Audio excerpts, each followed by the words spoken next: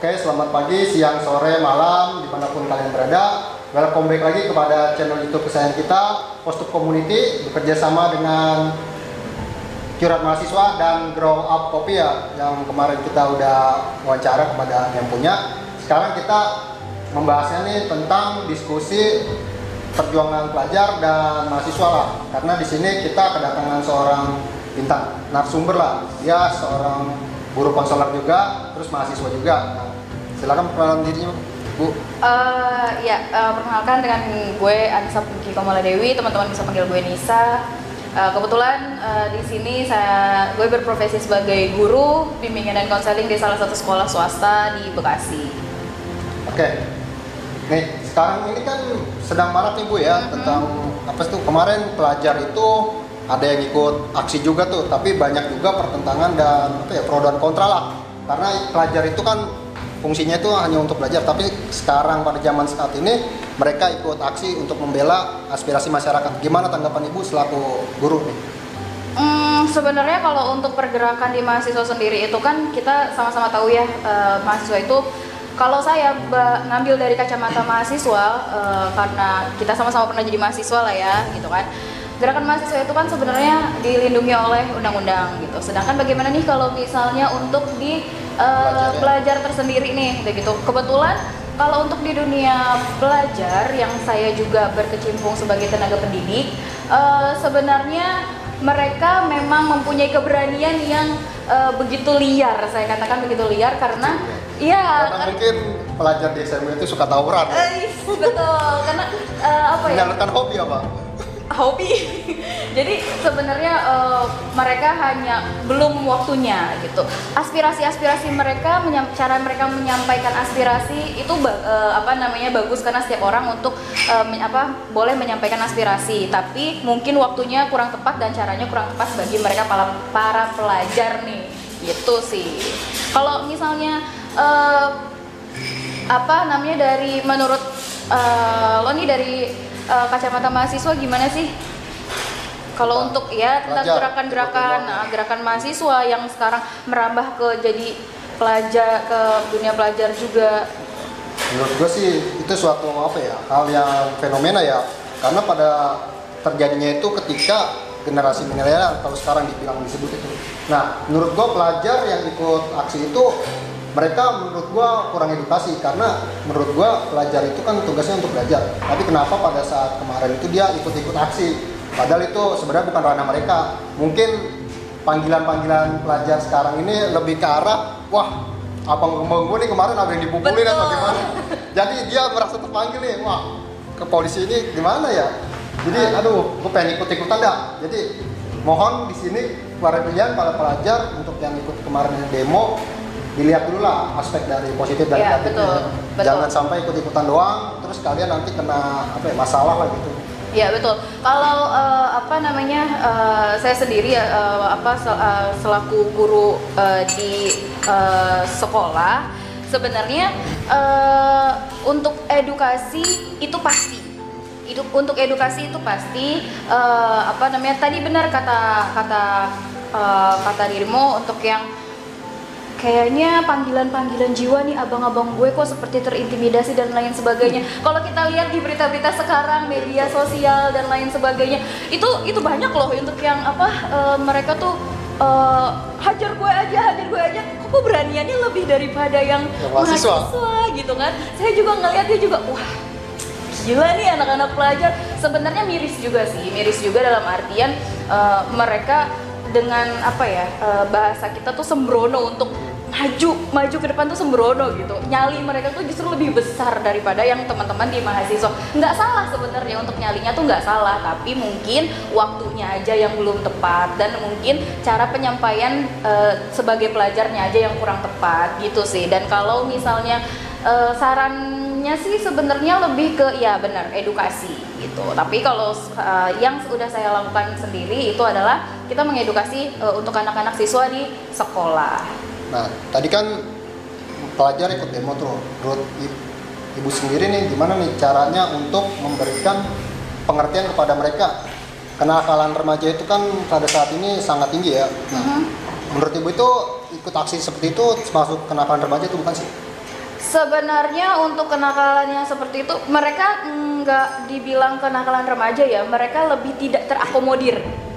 Mereka lebih tidak terakomodir. Sebenarnya makna dari aksi itu sendiri apa sih? Sebenarnya maksud dari ikut aksi itu sendiri tuh apa sih gitu kan? Sebenarnya goals dari aksi ini tuh apa sih? Kalau kita kan mungkin sebagai kacamata mahasiswa, oh aksi dilakukan ketika udah ada kajian, udah ada proses yang dijalani untuk ke dunia bagian kepolisian, keamanannya dan lain sebagainya. Itu kan kita sudah berkonsolidasi dulu terlebih dahulu. Betul. Baru turun sebagai aksi. Kalau mungkin untuk siswa-siswa sendiri kan, wah aksi nih, woi ayo woi. Emosi sesaat, woi woi. Pikir panjang. Iya, woi woi. Yang penting gue rame-rame woi, kayak tawuran. Kalau gue tawuran gue ikut demo. Tapi konteksnya mereka kurang paham gitu. Jadi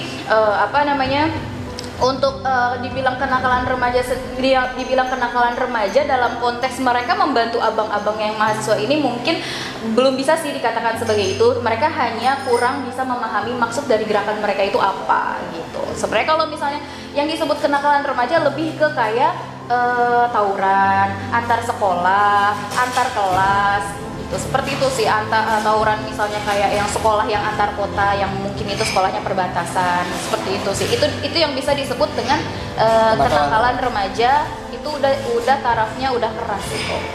Gitu. Mungkin kedepannya sebagai guru BK ya Ibu ya di sekolah mungkin berikan itu bimbingan konseling dan pengertian lah agar tidak terjadi lagi ya. Iya betul. Kita juga mengedukasi untuk teman-teman di sekolah, untuk anak-anak di sekolah juga bahwa kalian nggak salah untuk mengaspirasikan pendapat kalian, mengekspresikan diri kalian ke masyarakat. Cuman gaya dan caranya ini yang lebih kita arahkan gitu. Mana yang sesuai porsinya mereka, mana yang belum sesuai porsinya mereka. Mereka bukan berarti nggak boleh ikut aksi ya, tapi belum porsinya. Seperti itu sih paling. Gitu.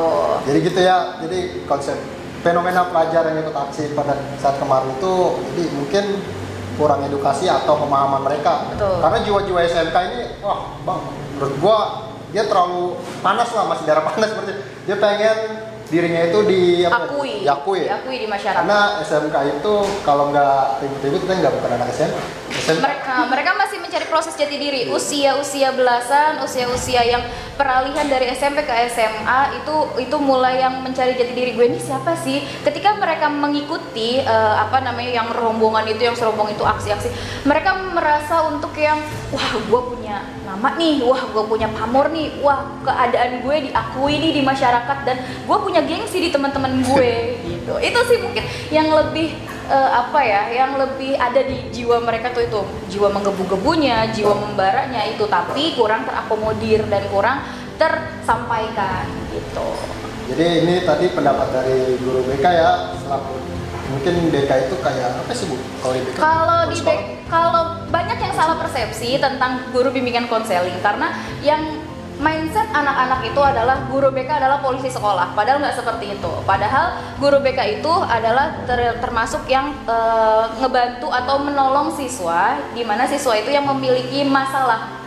Jadi kita guru BK bukan hanya menangani siswa yang bermasalah aja, bukan, tapi kita membantu siswa-siswa yang berprestasi, di mana kita menyalurkan, menempatkan prestasi mereka kayak gitu. Jadi ketika misalnya teman-teman yang masih bermindset si guru BK nih cuma hanya polisi sekolah nih yang suka ngehukum-hukumin nih, yang punya kenangan masa lalu yang buruk sama guru BK nih, tolong dihilangkan mindsetnya, karena tugas kita adalah membantu kalian untuk yang ayo yuk curhat, ayo yuk cerita, ayo yuk konseling gitu, dimana konseling ini membantu kalian untuk lebih mengenal diri mereka, untuk lebih mengenal jiwa mereka, untuk lebih mengenal gimana sih caranya kita menangani masalah kita sendiri kayak gitu sih. Makanya untuk teman-teman yang kalau punya masalah itu jangan pernah dipendam sendiri, cari guru BK-nya. Iya, jangan pernah pendam masalah. Jadi pacar. Kita ada kode etik yang itu tuh nggak boleh. Itu tuh nggak boleh. Antara konselor sama klien itu nggak boleh ada ikatan seperti itu. Oh, di mahasiswa nggak ada tuh. Kita curhat ke siapa ya? Ya. Cari orang yang bisa dipercaya. Bisa dicurhat.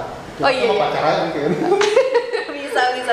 Cari orang yang bisa dipercaya, cari orang yang kamu bisa merasa nyaman. Ketika kita sudah bisa merasa nyaman terhadap seseorang, kita akan curhat dengan sepenuh hati dan itu tuh akan lepas. Oke, itu cerita sedikit ya kita diskusi pada hari ini dari guru BK. Dia juga sebagai mahasiswa juga sih. Iya betul. Sudah mengajar di BK juga. Mungkin itulah diskusi kita pada hari ini ya.